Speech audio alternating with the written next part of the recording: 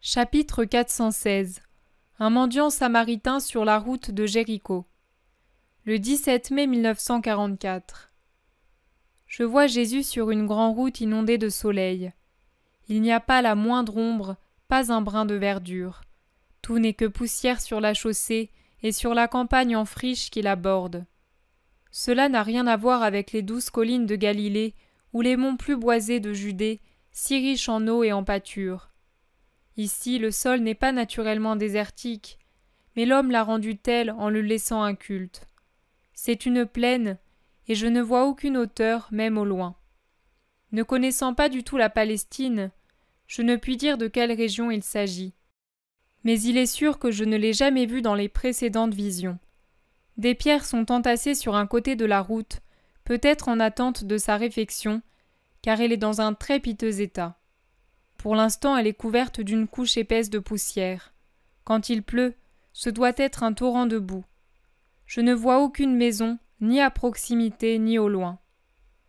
Jésus, comme toujours, marche à quelques mètres en avant des apôtres qui le suivent en groupe, en âge et fatigués.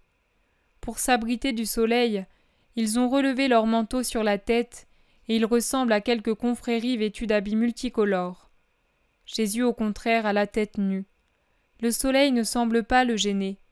Il porte une tunique de lin blanc avec des manches qui lui arrivent au coude. Elle est large et floue, elle n'a même pas le cordon qui fait d'ordinaire office de ceinture. C'est vraiment un habit fait pour ce lieu torride.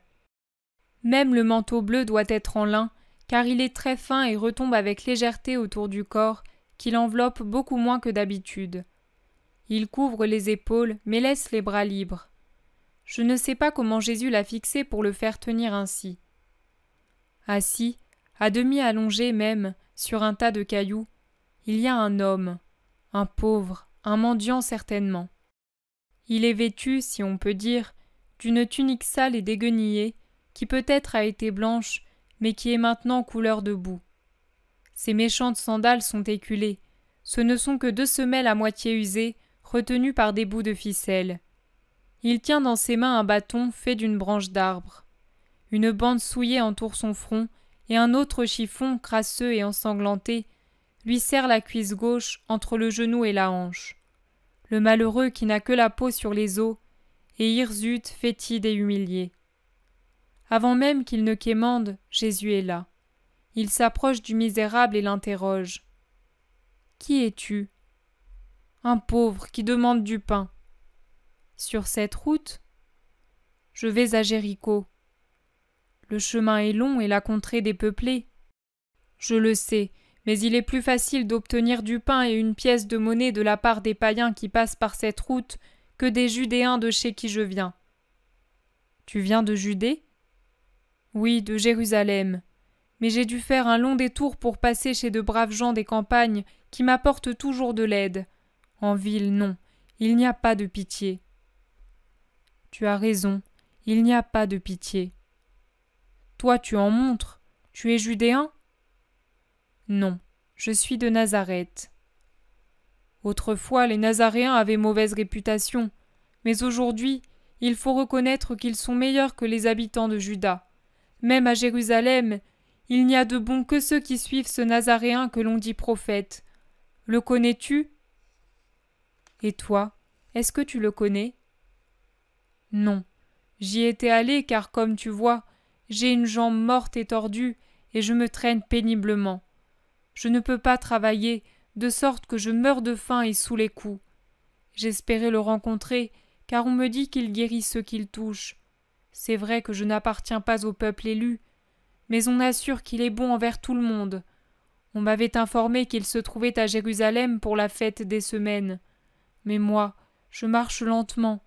On m'a frappé, et j'ai été malade en route. Quand je suis arrivé à Jérusalem, il était parti parce que, m'a-t-on dit, les Juifs l'ont maltraité lui aussi. Et toi, ils t'ont malmené ? Toujours. Seuls les soldats romains me donnent du pain. Et que dit-on dans le peuple, à Jérusalem, de ce Nazaréen ? Que c'est le Fils de Dieu, un grand prophète, un saint, un juste. Et toi, qui penses-tu qu'il soit ? Moi, je suis Je suis un idolâtre, mais je crois qu'il est le Fils de Dieu. » Comment peux-tu croire cela puisque tu ne le connais même pas? Je connais ses œuvres, seul un Dieu peut être bon et parler comme lui. Qui t'a rapporté ces paroles? D'autres pauvres, des malades guéris, des enfants qui m'apportaient du pain. Les enfants sont bons, et ils ne savent rien des croyants et des idolâtres. Mais d'où es-tu? Réponds, moi je suis comme les enfants. N'aie pas peur, sois seulement sincère. Je suis Samaritain, ne me frappe pas. Je ne frappe jamais personne, je ne méprise personne, j'ai pitié de tout le monde. Alors, tu es le rabbi de Galilée? Le mendiant se prosterne, tombe comme une masse, le visage dans la poussière, en bas de son tas de cailloux devant Jésus. Relève-toi, c'est bien moi, ne crains rien. Relève-toi et regarde-moi. Le mendiant lève la tête en restant toujours à genoux, tout recroquevillé à cause de sa difformité. Donnez à manger et à boire à cet homme, ordonne Jésus aux disciples qui sont survenus. Ces gens qui lui tendent de l'eau et du pain. Aidez-le à s'asseoir pour qu'il soit commodément installé. Mange, frère. Au lieu de manger, l'homme pleure. Il regarde Jésus avec les yeux d'un pauvre chien perdu qui, pour la première fois, se voit caressé et rassasié par quelqu'un qui a pitié. Mange, répète Jésus en souriant. Le malheureux mange entre deux sanglots, et les larmes imprègnent son pain, mais dans ces larmes il y a aussi un sourire. Il se rassure tout doucement. Qui t'a fait cette blessure? Demande Jésus en touchant du doigt la bande souillée du front. C'est un riche pharisien qui m'a renversé exprès avec son char. Je m'étais placé à un carrefour pour demander du pain. Il a envoyé sur moi ses chevaux si vite que je n'ai pas pu m'écarter. J'ai failli en mourir. J'ai encore un trou dans la tête et il en sort du pus. Et là, qui t'a frappé? Je m'étais approché de la maison d'un Sadducéen où se tenait un banquet pour demander les restes des tables après que les chiens en avaient pris le meilleur. Il m'a vu et les a lancés contre moi. L'un d'eux m'a déchiré la cuisse. Et cette grande cicatrice qui t'a estropié la main? C'est un coup de bâton qui m'a été donné par un scribe il y a 3 ans. Il a reconnu que j'étais samaritain et il m'a frappé en me brisant les doigts. Voilà pourquoi je ne peux pas travailler. Ma main droite mutilée, une jambe morte, comment gagner ma vie? Mais pourquoi sors-tu de Samarie? Le besoin est une vilaine condition, maître. Nous sommes beaucoup de malheureux, et il n'y a pas assez de pain pour tous. Si tu m'aidais, que veux-tu que je fasse pour toi? Me guérir pour que je puisse travailler. Crois-tu que je puisse le faire? Oui, je le crois, car tu es le Fils de Dieu. Tu crois cela? Oui. Toi, un Samaritain, tu le crois? Pourquoi? J'ignore pourquoi. Je sais que je crois en toi et en celui qui t'a envoyé. Maintenant que tu es venu, il n'y a plus de différence d'adoration. Il suffit de t'adorer, toi, pour adorer ton Père, Seigneur éternel. Là où tu es, là est le Père. Mes amis, entendez-vous? Jésus se tourne vers les disciples. Cet homme parle par la vertu de l'Esprit Saint qui lui éclaire la vérité. Il est vraiment supérieur aux scribes et aux pharisiens, aux sadducéens cruels, à tous ces idolâtres qui se prétendent mensongèrement fils de la loi. La loi dit qu'après Dieu, il faut aimer son prochain. Or, à leur prochain qui souffre et demande du pain, ces gens donnent des coups. Contre celui qui supplie, ils lancent des chevaux et des chiens. Contre celui qui s'abaisse plus bas que les chiens du riche, ils lancent les chiens eux-mêmes pour le rendre plus malheureux encore que l'infirmité ne le faisait. Méprisants, cruels, hypocrites, ils ne veulent pas que Dieu soit connu et aimé. S'ils le voulaient, ils le feraient connaître par leurs œuvres, comme cet homme l'a dit. Ce sont les œuvres et non les pratiques qui font voir Dieu vivant dans le cœur des hommes et qui mènent les hommes à Dieu. Dis-moi, Judas, toi qui me reproches d'être imprudent, ne devrais-je pas les frapper par ma réprobation ? Me taire, faire semblant d'être d'accord, serait ratifier leur conduite. Non, pour la gloire de Dieu, je ne puis, moi son Fils, permettre que les humbles, les malheureux, les hommes bons, s'imaginent que j'approuve leurs péchés. Des païens, je suis venu faire des fils de Dieu, mais cela m'est impossible s'ils voient les fils de la loi, ils se prétendent tels, mais ce sont des bâtards, pratiquer un paganisme plus coupable que le leur.